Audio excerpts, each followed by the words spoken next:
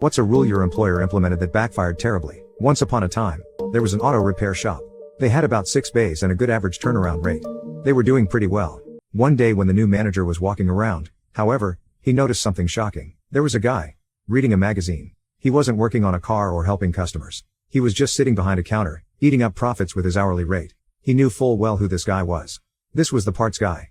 When the mechanics needed a part, an oil filter, a water pump, brake pads, etc., they'd go to the parts counter and request it. The parts guy would retrieve it from the shelves and give it to them. If the part didn't work out, they'd give it back to him and ask for a different one.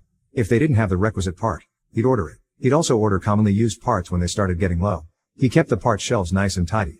But here he was in the middle of the workday, just sitting there. How often was he just sitting there? The new manager was determined to find out. So, over the course of the next week, the manager tracked how much time the parts guy worked and how much time he just spent sitting around, chomping away at profits. He determined that 80% of the time,